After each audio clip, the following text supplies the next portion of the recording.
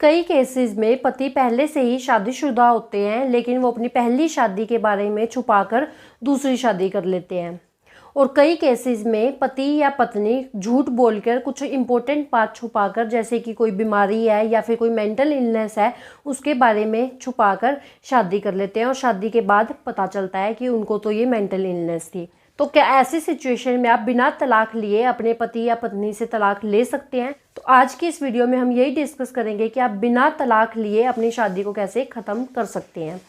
तो friends, video में आगे बढ़ने से पहले अगर आपने हमारे चैनल लीगल स्टोर हाउस को अभी तक सब्सक्राइब नहीं किया है तो चैनल को सब्सक्राइब कर लें और बेल नोटिफिकेशन को भी ऑन कर लें, क्योंकि लॉ से रिलेटेड इंपॉर्टेंट इन्फॉर्मेशन हम आपके लिए लेके आते रहते हैं। और एक और इम्पोर्टेंट अनाउंसमेंट, अगर आपके जीवन में कोई कानूनी समस्या है और आप उसका समाधान हमसे चाहते हैं तो आप ऊपर दिए गए नंबर पर कॉन्टैक्ट करके मुझसे और मेरी टीम से जुड़ सकते हैं और घर बैठे ही अपनी कानूनी समस्या का समाधान पा सकते हैं। तो फ्रेंड्स, बिना किसी देरी के शुरू करते हैं आज की इस वीडियो को। तो फ्रेंड्स, किसी भी शादी को वैलिड होने के लिए कुछ कंडीशंस होती हैं, तभी उस शादी को वैलिड माना जाता है। अगर वो कंडीशंस फुलफिल नहीं होती हैं तो वो शादी जो है वो वैलिड शादी नहीं होती है। जैसे कि अगर किसी लड़की की उम्र 18 साल से कम है या फिर लड़के की उम्र 21 साल से कम है और वो शादी कर लेते हैं तो ये वैलिड मैरिज नहीं होती है। ऐसी ही कुछ कंडीशंस हमारे हिंदू मैरिज एक्ट में दी गई हैं, अगर वो फुलफिल नहीं होती है तो उस शादी को वैलिड नहीं माना जाता। ऐसी जो शादियां हैं वो वॉइड शादी होती है। तो कौन कौन सी शादियां जो हैं वो वॉइड होती हैं उसके बारे में हम डिस्कस कर लेते हैं। सबसे पहले तो एज लिमिट। अगर किसी लड़की की उम्र 18 साल से कम है और लड़के की उम्र 21 साल से कम है और वो शादी कर लेते हैं तो वो एक वॉइड मैरिज है, वो शादी वैलिड नहीं मानी जाएगी। उसके बाद सेकंड तरह की जो शादियां हैं वो है प्रोहिबिटेड मैरिजेस, यानी कि अगर कोई कपल प्रोहिबिटेड मैरिजेस की कैटेगरी में आता है और वो शादी कर लेता है तो वो एक वैलिड मैरिज नहीं होगी। यानी कि अगर शादी प्रोहिबिटेड रिलेशंस में, जैसे कि ब्लड रिलेशन में कोई शादी करता है तो वो जो शादी है वो इनवैलिड शादी होती है, उसको वैलिड नहीं माना जाता। मान लो कि अगर कोई भाई बहन आपस में शादी कर लेते हैं तो कानून की नज़र में उस शादी की कोई अहमियत नहीं है, वो एक वैलिड मैरिज नहीं है। तो प्रोहिबिटेड रिलेशन में की गई शादी एक वॉइड मैरिज होती है। इसके अलावा थर्ड जो कैटेगरी है वो है स्पिंडा रिलेशंस।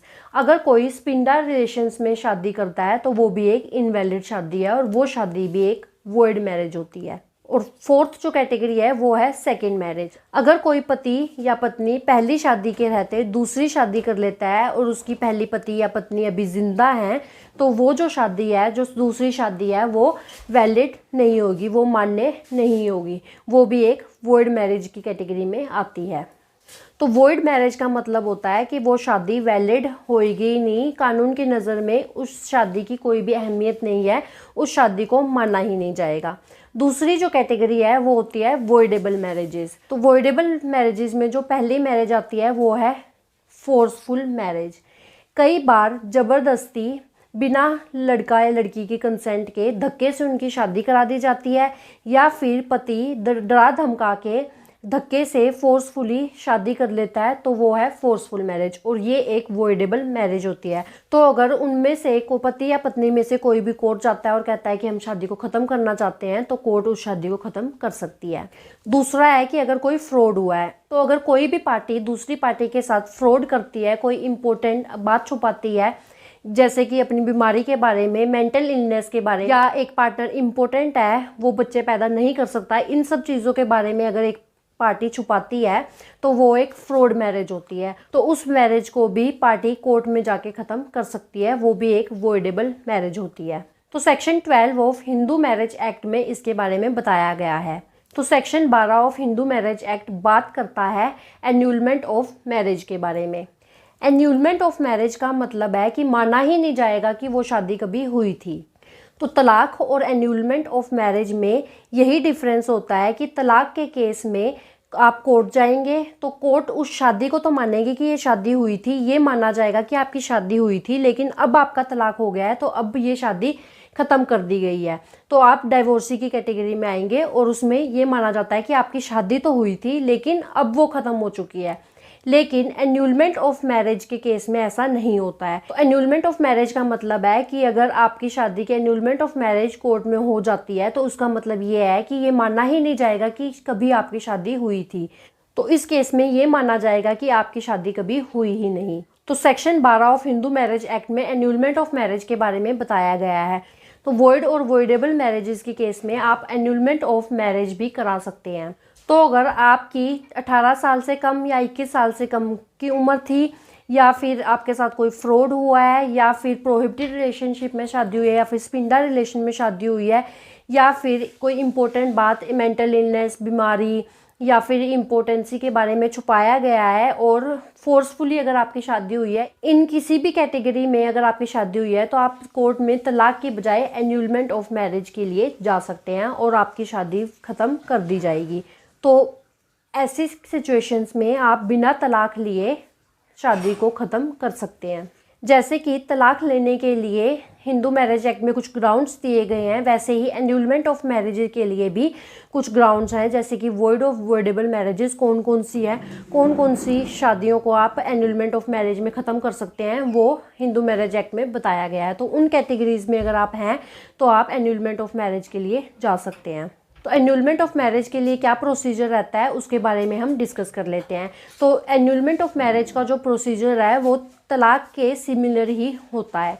आप सबसे पहले कोर्ट में एन्यूलमेंट ऑफ मैरिज की पिटीशन फाइल करेंगे, तो उसके बाद दूसरी पार्टी को कोर्ट से सम्मन या नोटिस जाएंगे अपीयर होने के लिए। उसके बाद जो सेकंड पार्टी है वो कोर्ट में अपनी रिटन स्टेटमेंट देती है। जो भी उनका जवाब होता है, जो भी आपने पिटीशन फाइल की है उसके बारे में दूसरी पार्टी का क्या कहना है, वो सब वो अपनी रिटन स्टेटमेंट में देता है।